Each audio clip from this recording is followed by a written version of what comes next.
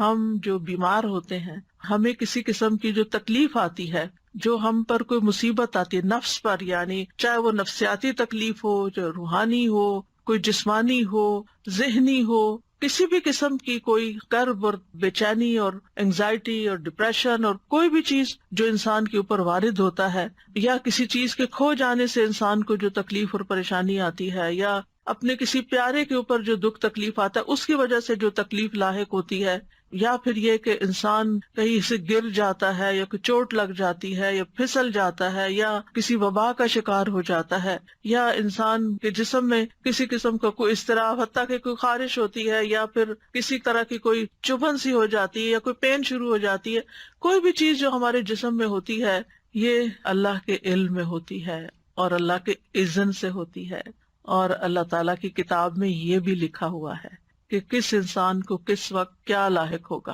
اور پھر اللہ تعالیٰ کو یہ بھی پتا ہے کہ وہ اس وقت کس طرح ریئیکٹ کرے گا، اور یہ جو ریئیکشن ہو جاتا ہے پھر یہ ہمارے اعمال نامے میں لکھ لیا جاتا ہے، اور پھر اس کے مطابق ہمیں جو بھی بدلہ ہوگا وہ دیا جائے گا۔ اور یہ سب کچھ کیوں ہوتا ہے؟ آزمائش کے لیے، امتحان کے لیے، کہ انسان کرتا کیا ہے۔ یعنی اگر آپ کسی بھی چیز کو آبزرو کریں، بعض اوقات ہوتا ہے نا کہ کسی پیٹ کو آپ دیکھتے ہیں یا کوئی کیڑا مکوڑا دیکھتے ہیں تو آپ آبزرویشن شروع کر دیتے ہیں کہ اچھا میں اس کی طرف یہ چیز پھینکتی ہوں یا میں اس کو چھیڑتی ہوں تو یہ کرتا کیا ہے، تو پھر آپ کہتے ہیں یہ ادھر جائے گا، یہ یوں کرے گا، یوں کرے گا، تو آپ اس کو دیکھ دیکھ کے ایک طرح سے بعض اوقات انجوائے کر رہے ہوتے ہیں۔ تو ہم سب اسی طرح کیڑے مکوڑوں کی طرح زمین پر جو بھی اچھے برے ایکشن کر رہے ہیں نا وہ اللہ سبحانہ وتعالیٰ کی نظر میں ہے۔ کسی ہمارے ایکشن پہ اللہ تعالیٰ خوش ہوتے ہیں اور کسی ہمارے ایکشن پہ اللہ تعالیٰ ناراض ہوتے ہیں، لیکن بہرحال وہ سب کچھ اس کے علم میں کچھ بھی چھپا ہوا نہیں۔ اور پھر اللہ تعالیٰ نے ہمارے اوپر فرشتے بھی مقرر کر رکھے ہیں، وَإِن كُلُّ نَفْسٍ لَمَّا عَلَيْهَا حَافِظٌ، کوئی جان ایسی نہیں جس پر ایک نگران نہیں کھڑا، وہ دیکھ رہا ہے کہ یہ کرتا کیا ہے انسان، اور پھر کرامن کاتبین لکھے چلے جا رہے ہیں اچھا برا جو بھی ہم کرتے ہیں۔ تو یہاں پر فرمایا الا فی کتاب من قبل ان نبرأها، وہ ایک کتاب میں لکھا ہوا ہے اس سے پہلے کہ ہم اس کو پیدا کریں۔ ہاں کا مطلب مصیبت ہے، یعنی نبرأها اس تکلیف کو پیدا کریں۔ اور ایک قول یہ ہے کہ یہ زمین کی طرف جا رہی ہے بات، یا نفس کی طرف، کہ زمین کو پیدا کرنے سے پہلے یا اس انسانی جان کو پیدا کرنے سے پہلے۔ یعنی قرآن مجید کی یہ بلاغت ہے اور ایک خوبصورتی ہے کہ اس کے اندر اتنی وسعت آ جاتی ہے، ایک ہی ضمیر ہے اور اس میں انسان کی سوچ کی جہت کھلتی ہے کہ ہاں کی ضمیر نفس کی طرف لوٹ رہی ہے، ہاں کی ضمیر ارض، یہ سب مؤنث ہے، اور ہاں کی ضمیر مصیبت کی طرف جا رہی ہے۔ یعنی اس سے پہلے کہ مصیبت آئے، اس سے پہلے کہ زمین پیدا ہو، اس سے پہلے کہ انسان پیدا ہو، یہ سب کچھ لکھا ہوا ہے۔ یعنی خیر و شر سب کچھ لوح محفوظ میں محفوظ ہے، اور یہ تقدیر جو ہے یہ اللہ کا ازلی علم ہے، اور اللہ تعالیٰ نے ہر چیز کا علم کے اعتبار سے احاطہ کر رکھا ہے، کوئی چیز بھی اللہ کے علم سے باہر نہیں۔ وَأَنَّ اللَّهَ قَدْ أَحَاطَ بِكُلِّ شَيْءٍ عِلْمًا۔ اب آپ جب بیمار ہوتے ہیں، پریشان ہوتے ہیں، تو آپ اللہ تعالیٰ سے اپنی حالت کا واسطہ دے کے بھی دعا کر سکتے ہیں کہ یا اللہ تجھے تو پہلے سے ہی پتا ہے کہ میرے اوپر کیا آنا ہے، اور تجھے تو پہلے سے ہی پتا ہے کہ میں کتنی کمزور ہوں، اور تو میرے حال کو جانتا ہے، اور تو میری تکلیف کو جانتا ہے، تو مجھ پہ رحم فرما۔ یعنی اللہ تعالیٰ سے انسان اس طریقے سے بھی دعا کر سکتا ہے، یعنی اللہ تعالیٰ کی صفت علم کا واسطہ دے کر، کیونکہ قرآن مجید میں آتا ہے وَلِلَّهِ الْأَسْمَاءُ الْحُسْنَىٰ فَادْعُوهُ بِهَا، تو ہمیں اللہ تعالیٰ کی اسماء و صفات کا واسطہ اور وسیلہ دے کر بھی اللہ تعالیٰ سے دعا کرنی چاہیے، جیسے انی مسنی الضر وانت ارحم الراحمین۔ بس اللہ تعالیٰ کی رحمت کی بات کر دی، اللہ تعالیٰ کی اس صفت کی بات کر دی کہ آپ تو بہت زیادہ رحم فرمانے والے ہیں۔ یعنی مطلب کیا ہے؟ اگر کسی کو کہا جائے آپ تو بہت سخی ہیں، تو اس کا کیا مطلب ہے کہنے کا؟ یہ تعریف کوئی کیوں کر رہا ہے کسی کی؟ تاکہ وہ اپنی سخاوت کا اظہار کرے۔ تو اسی طرح اللہ تعالیٰ کی صفت رحمت کا جب ذکر کرتے ہیں تو اس کا مطلب یہ ہے کہ آپ تو اس کے مالک ہیں اور آپ کر سکتے ہیں۔ تو یہ چیز اگر انسان اللہ تعالیٰ کے بارے میں سوچے کہ ہر چیز کو جانتا ہے، ہر چیز کو، وَأَنْتَ عَلَّامُ الْغُیُوبِ، میں نہیں جانتا تو جانتا، اور تو علام الغیوب ہے۔ قیامت تک جو کچھ ہونے والا ہے، جب سے پیدا ہوا جب تک ختم ہوگا، سب کچھ اس کے علم ہے۔ وَكُلَّ شَيْءٍ أَحْصَيْنَاهُ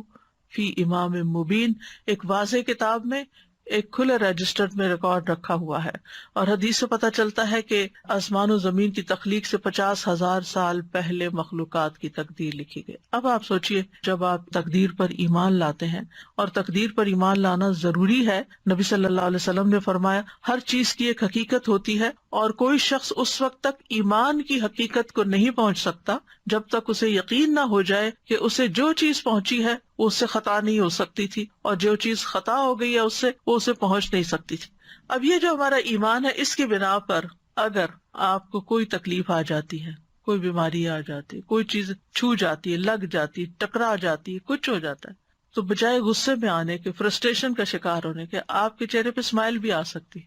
یہ تو ہونا تھا، یہ لکھا ہوا ہے، یہ اپنے وقت پہ پہنچ گیا مجھ تک،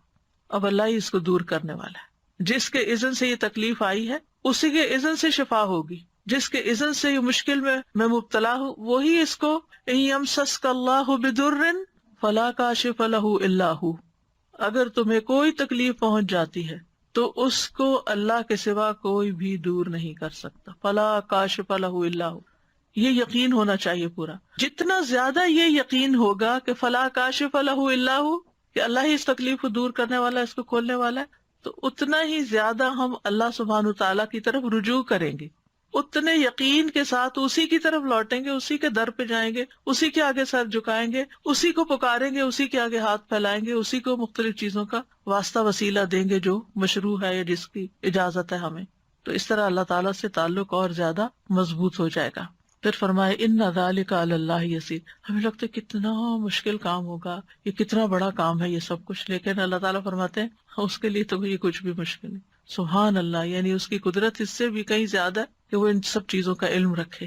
اور ہمیں کیوں بتایا جا رہا ہے؟ لِكَيْ لَا تَأْسَوْا عَلَىٰ مَا فَاتَكُمْ، تاکہ تم کھو جانے والی چیز پہ افسوس نہ کرتے رہو، تم سے غم دور کرنے کے لیے۔ اور یہ ایک حقیقت ہے کہ اگر انسان تقدیر کے معاملے کو اور اس بات کو سمجھ جائے کہ یہ کسی وجہ سے آئی ہے تکلیف مجھ پر، اللہ تعالیٰ یا تو مجھے ریسٹ کروانا چاہتا ہے، یا مجھے کچھ سکھانا چاہتا ہے، یا کوئی بھی ایسی وجہ ہو سکتی ہے کہ جو مجھے علم نہیں، کیونکہ اس کا کوئی بھی فیصلہ حکمت سے خالی نہیں، یہ بھی ساتھ ہی یاد رکھنا چاہیے۔ یعنی ایسا نہیں کہ وہ اندھا دھند بس کسی کو سزا دے رہا ہے اور کسی کو کچھ جزا دے رہا ہے اور کسی کو فائدہ اور کسی کو نقصان، ایسا نہیں ہے۔ ہر تکلیف کے پیچھے ایک حکمت، کوئی وجہ ہے۔ اس نے آپ کو کوئی اسپیشل چائلڈ دیا ہے، کوئی حکمت ہے اس کے پیچھے، کوئی وجہ ہے کہ اس نے آپ کو اس کام کے لیے چنا ہے۔ اسی طرح اگر کوئی اولاد کی طرف سے یا والدین کی طرف سے کسی پیارے کی طرف سے کوئی تکلیف پہنچتی ہے تو اس میں کوئی حکمت ہے۔ تو اگر انسان ایمان لے آئے تقدیر پر تو پھر غم ہلکا ہو جاتا ہے۔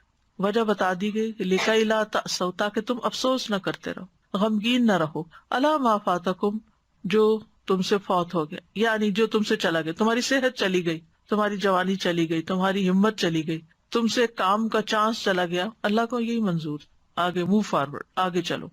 آگے چلو، جو کھونا تھا ہو گیا، اب اس کے پیچھے جان ہلکان نہ کرو، جو ہونا تھا ہو گیا، اب اپنی زندگی کو آگے لے جاؤ، آگے کی طرف دیکھو، اچھی امید رکھو اور حوصلے میں رہو، کیونکہ یہ تو ہونا ہی تھا، کیونکہ انسان ہمیشہ عافیت میں نہیں رہ سکتا، ہمیشہ خوشحالی میں نہیں رہ سکتا، ہمیشہ رزق کی فراوانی میں نہیں رہ سکتا، یہ کمی بیشی ہوگی، اور جب ہو تو انسان اگر صرف اتنی بات سوچ لے کہ لکھا ہوا تھا، یہ تو ہونا تھا، مکتوب لکھا ہوا تھا، اور اللہ نے کیوں لکھا، پھر انسان اللہ سے بحث نہیں کرتا، اللہ کے علم اور اللہ کی قدرت کو چیلنج نہیں کرتا، بلکہ اللہ کے بارے میں اچھا گمان رکھتا ہے۔ آپ دیکھیں کہ اللہ سبحانہ تعالیٰ پر اعتراض کرنا کس کا کام تھا؟ جانتے ہیں نا ہم، یہ شیطان کا کام تھا، تو پھر ہم کتنے مزے سے مختلف چیزوں پر اعتراض شروع کر دیتے ہیں،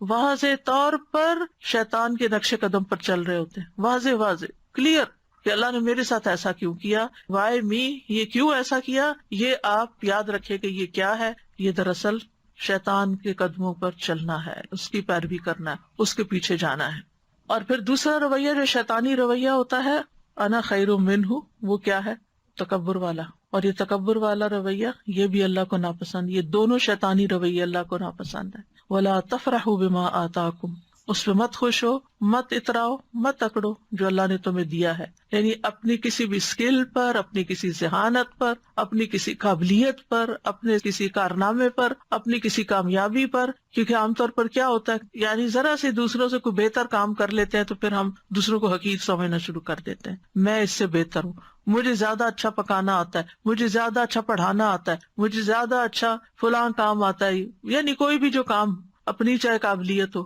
یا میرے پاس یہ زیادہ اچھا ہے، میرے بچے زیادہ خوبصورت ہیں، میرے بچے زیادہ پڑھے لکھے ہیں، میرا گھر زیادہ اچھا ہے، میرا یہ. یعنی انسان کو جتنی بھی نعمتیں ملی ہیں، پھر انسان ان پر اترائے نہیں، فخر نہیں کرے. اور اترانا کیا ہوتا ہے اور تکبر کیا ہوتا ہے؟ دوسروں کو حقیر سمجھنا. اپنی خوشی کا اظہار منع نہیں ہے کہ اللہ کا شکر ہے اللہ نے دیا. اگر اللہ نے دیا، اچھا لباس آپ نے پہنا ہے، اچھا گھر بنایا ہے آپ نے، اچھی گاڑی خریدی ہے آپ نے، کوئی حرج نہیں. کل بھی ہم نے حدیث پڑھی تھی کہ ایک نیک انسان کے لیے مال جو ہے وہ نقصان دہ نہیں ہے، کیونکہ وہ ہر چیز پر اللہ کا شکر ادا کرتا رہے گا اور ان نعمتوں میں دوسروں کو شریک کرتا رہے گا، ان نعمتوں کو پا کر خیر اور بھلائی کے کام کرے گا. انسان یاد رکھے کہ اس دنیا میں انسان کو نعمتیں بھی ملیں گی اور تکلیف بھی آئے گی، لیکن ہر حال میں مطلوب اور مقصود کیا ہے کہ انسان اللہ کا بندہ بن کر رہے. اکرمہ ابن عباس سے روایت کرتے ہیں کہ وہ اللہ کے فرمان اسی آیت کے بارے میں کہتے ہیں کہ ہر شخص غمگین ہوتا ہے اور خوش ہوتا ہے، لیکن مومن اپنی مصیبت پر صبر کرتا ہے اور خوشحالی پر شکر کرتا ہے. اس آیت میں ایک بات یاد رکھیں کہ اس کا یہ مطلب نہیں کہ اگر ہر چیز لکھی ہوئی ہے تو انسان کوشش نہ کرے. نہیں، کوشش بھی کرنا اللہ کے اذن سے ہے اور اللہ کا حکم ہے اور ہمیں اس پر ابھارا گیا ہے. وَأَن لَيْسَ لِلْإِنسَانِ إِلَّا مَا سَعَىٰ، کہ تمہیں کوشش کرنا ہے، کیونکہ ہمیں تو نہیں پتا نا آگے کیا لکھا ہوا ہے، ہمیں نہیں پتا. تو ہمیں جو نعمتیں ملی ہیں اور جو وسائل ملے ہیں اور جو جسمانی قوت ملی ہے، اس کے ساتھ اس دنیا میں رہتے ہوئے احرص علی ما ینفع، جو چیزیں فائدہ دیتی ہیں ان کی حرص کرے. انسان اپنی صحت کا خیال رکھے، انسان اپنے لیے وہ تمام وسائل اختیار کرے، چاہے ایکسرسائز ہے، چاہے بریدنگ ہے، چاہے ہیلدی ڈائٹ ہے، یا جو بھی، یا پھر اگر بیمار ہوتا ہے تو علاج کرتا ہے. تو یہ انسان کے پارٹ پر ہے اور اس کو کرتے رہنا چاہیے. لیکن کچھ چیزیں کرتے رہنے کے باوجود بھی الٹ ہو جاتی ہیں، تو وہ پھر انسان کو یہ یاد رہے اس وقت کہ یہ ہونا تھا. کیونکہ انسان اس وقت زیادہ پشیمانی کا شکار ہوتا ہے، میں تو اتنی زیادہ کیئرفل ہوں اپنے ڈائٹ کے بارے میں نے تو کبھی شوگر استعمال نہیں کی تھی، یہ مجھے یہ بیماری کہاں سے آ گئی، اور یہ نہیں، یہ لکھا تھا. اس کی حکمت اللہ کو پتا ہے کہ اس نے آپ کو یہ بیماری کیوں بھیجی اور اس کے ذریعے آپ کو کیا سکھانا تھا، یا اس کے ذریعے آپ کے کتنے درجات بلند کرنے تھے. تو یہ اللہ تعالیٰ کو پتا ہے. ہمیں کیا کرنا ہے؟ احتیاط بھی برتنی ہے بیماری سے بچنے کے لیے، اور اگر آ جائے تو علاج بھی کرنا ہے، اسباب اختیار کرنے ہیں، لیکن اس سارے آزمائش کے عرصے میں اللہ سے راضی رہنا ہے. واللہ لا يحب كل مختال فخور، اللہ تعالیٰ کسی ایسے بندے کو پسند نہیں کرتا جو اپنے عمل میں غرور کرے اور اپنے قول میں فخریہ زبان استعمال کرے، فخر کرے. یعنی عمل میں ایسا لباس پہنے جو گھسیٹ گھسیٹ کے چلے، یا ایسی چال چلے، اور پھر یہ کہ باتوں میں ایسی ایسی باتیں کرے کہ جو دوسروں کو ہرٹ کرنے والی ہوں، شیخی بگاڑنے والی ہوں. تو بے صبرا کرنے والا غم اور سرکش کرنے والی خوشی جو ہے، ان دونوں کی ممانعت کی گئی ہے. ابو بکر صدیق رضی اللہ عنہ کے پاس جب زیادہ مال لایا گیا، آپ کو معلوم ہے کہ نبی صلی اللہ علیہ وسلم کے زمانے میں فتوحات کا سلسلہ شروع ہو گیا تھا، بہت سی جگہوں سے غنائم وغیرہ آ رہے تھے. حضرت ابو بکر کے زمانے میں اور زیادہ بڑھ گیا، حالانکہ صرف 2 سال ہی تھے. تو جب زیادہ مال آیا آپ کے پاس تو انہوں نے کہا، اے اللہ، ہم طاقت نہیں رکھتے مگر یہ کہ ہم اس بات پر خوش ہوں جو تو نے ہمارے لیے مزین کیا ہے. یعنی ہمیں مال اچھا لگتا ہے، کوئی چیز ملتی ہے تو ہمیں خوشی ہوتی ہے. تو اب یہ ہے کہ کیا وہ کوئی بری چیز تھی یعنی جس کا وہ ذکر کرے؟ نہیں، وہ اس بات کا ذکر کرے کہ اللہ یہ ہمارے اندر آپ نے رکھ دیا ہے کہ زین للناس حب الشہوات من النساء والبنین والقناطیر المقنطرة، یہ مال کی محبت ہمارے اندر رکھ دی گئی اور ہمیں اس سے خوشی بھی ہوتی ہے. تو مطلب یہ ہے کہ اس سے مراد وہ خوشی ہے، اس طرح خوش ہونا منع ہے کہ جو انسان کو تکبر اور سرکشی کی طرف لے جائے. ورنہ مال کے ملنے پر، نعمت کے ملنے پر، اپنی پسند کی چیز ملنے پر انسان کو کبھی بھی غمگین نہیں ہونا چاہیے بلکہ خوش ہونا چاہیے. اور یہ خوشی کرنا کوئی بری بات نہیں ہے، یعنی خوشی کے موقع پر خوش ہونا اس میں کوئی برائی نہیں ہے. کیونکہ کچھ لوگ ایسے ہوتے ہیں ہر وقت بس ایک ایسی حالت میں رہتے ہیں کہ نہ کسی خوشی کے موقع پہ خوش ہوتے ہیں، نہ کسی غم کے موقع پہ غمگین ہوتے ہیں. وہ نیک پارسا نہیں، اگر خوشی کی کوئی چیز ہے، کوئی نعمت ملی، خوشی کا اظہار کرے، فَأَمَّا بِنِعْمَةِ رَبِّكَ فَحَدِّثْ، بس لمٹ کے اندر، اس سے اوپر نہیں جانا کہ تکبر یا شیخی بگاڑنا شروع ہو جائے یا آپ دوسروں کو نیچا کرنا شروع کر دیں، یہ نہیں ہونا چاہیے.